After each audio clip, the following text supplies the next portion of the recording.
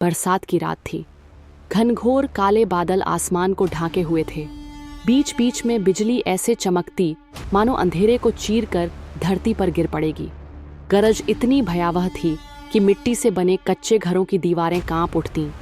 गांव सुल्तानपुर का हर इंसान उस रात जल्दी जल्दी अपने घरों में बंद हो गया था। लोग दरवाजों पर मोटे कुंडे चढ़ाकर दिए बुझा चुके थे, क्योंकि गांव के लोग जानते थे ऐसी रातें अशुभ होती हैं। गांव के बीचों बीच खड़ी थी एक हवेली, राजगढ़ हवेली। वह हवेली वर्षों से वीरान पड़ी थी।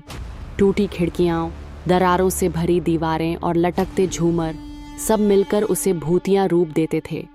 लोग कहते थे उस हवेली में आत्माएं भटकती हैं, लेकिन 4 युवा अमन, रीना, करण और विशाल इन कहानियों पर हंसते थे। अमन सबसे निडर था। उसे हमेशा लगता था कि लोग भूत प्रेत की कहानियां बनाकर डर फैलाते हैं। भूत वूत कुछ नहीं होता, सब दिमाग का खेल है, वह अक्सर कहता। करण थोड़ा डरपोक था, लेकिन दोस्ती निभाने के लिए चुपचाप मान जाता। रीना के मन में डर भी था और जिज्ञासा भी। उसे रोमांच पसंद था। विशाल गंभीर स्वभाव का था, लेकिन अंदर से वह भी साबित करना चाहता था कि भूत जैसी कोई चीज नहीं होती।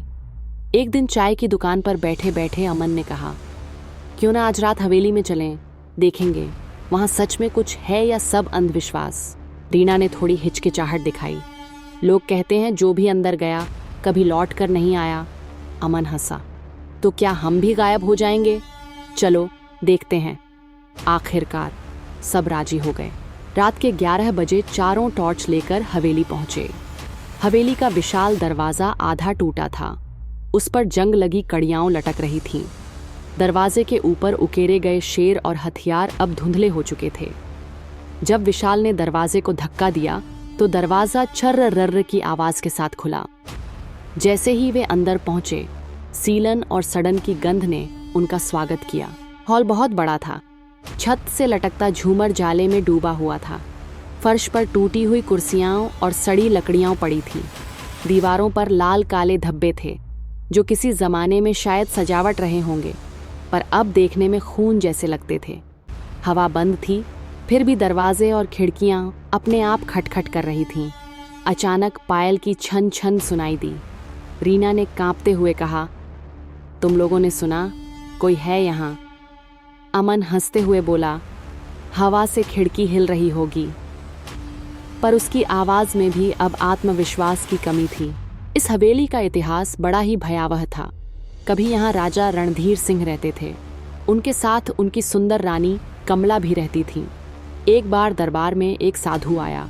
उसने राजा से मदद मांगी, लेकिन रानी ने उसका अपमान कर दिया। साधु क्रोधित हो गया। उसने श्राप दिया, तुम्हारी हवेली और तुम्हारा वंश 7 पीढ़ियों तक शांति नहीं पाएगा। इस घर में आत्माएं भटकेंगी और हर अमावस्या को खून बहेगा। उसके कुछ ही दिन बाद रानी कमला रहस्यमय परिस्थितियों में मर गई। कहते हैं उसने खुद को झड़ दिया, पर मरने के बाद उसकी आत्मा हवेली में लौट आई। चारों दोस्त सीढ़ियां चढ़कर ऊपर पहुंचे। कमरे में बड़े बड़े चित्र लगे थे। एक चित्र में रानी कमला का चेहरा इतना जीवंत लग रहा था कि जैसे वह चित्र से बाहर आ जाएगी। रीना ने धीमे स्वर में कहा, यह चित्र हमें घूर रहा है। अचानक धड़ाम से दरवाजा बंद हो गया। टॉर्च की रोशनी कांपने लगी। दीवारों से लाल तरल बहने लगा। उसकी गंध तेज थी, खून की गंध। करण घबराकर बोला, बस मैं अब बाहर जा रहा हूं। वह खिड़की की ओर भागा। जैसे ही उसने खिड़की खोली, शीशा अचानक फट गया। कांच के टुकड़े उसकी गर्दन में धंस गए। खून की धार बहने लगी। करण वहीं गिर पड़ा और कुछ ही क्षणों में उसकी सांसें थम गईं। बाकी तीनों चीख उठे।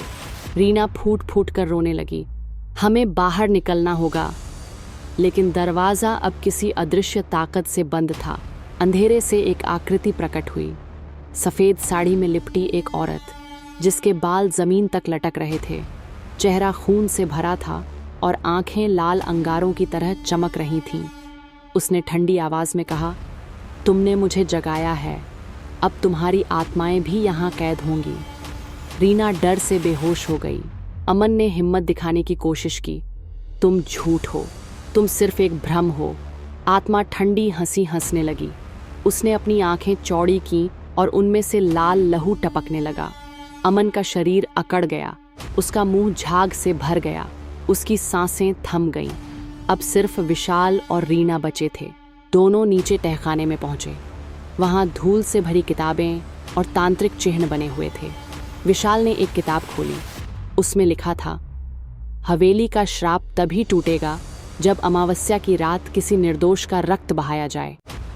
रीना कांप गई। मतलब हवेली हमें बलि बनाना चाहती है? अचानक बच्चों की हंसी गूंज उठी। छोटे छोटे कंकाल दीवारों से निकलकर नाचने लगे। विशाल ने रीना का हाथ पकड़कर भागने की कोशिश की, लेकिन सीढ़ियां उतरते ही किसी अदृश्य ताकत ने रीना के पैरों को जकड़ लिया। रीना चीखते हुए बोली, बचाओ विशाल, बचाओ। विशाल ने खींचा, पर रीना अंधेरे में खिंच गई।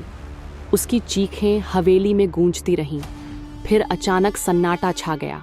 अब विशाल अकेला रह गया। वह दरवाजे पर टूट पड़ा। उसने पूरी ताकत से धक्का दिया। तभी पीछे से रानी कमला की आवाज आई, तुम्हारी आत्मा अब मेरी है। विशाल ने पलटकर देखा। उसके सामने वही भयावह चेहरा था। उसकी चीख गूंजी और फिर सब कुछ शांत हो गया। सुबह जब गांव वाले वहां पहुंचे तो हवेली के दरवाजे पर खून से लिखा था, एक और रात, एक और आत्मा। दरवाजे के पास विशाल का शव पड़ा था। उसकी आंखें फटी हुई थीं और चेहरे पर मौत का डर जड़ा हुआ था। आज भी वह हवेली खड़ी है। लोग कहते हैं रात को वहां से चारों दोस्तों की आवाजें आती हैं। अमन की हंसी, रीना की चीख, करण की मदद की पुकार और विशाल की अंतिम चीख। हर अमावस्या की रात हवेली किसी नए शिकार का इंतजार करती है। समापन राजगढ़ हवेली का श्राप आज भी जिंदा है। समय बदल गया, लोग बदल गए, लेकिन हवेली वही है और शायद अगली बार उसकी पुकार किसी और को खींच ले।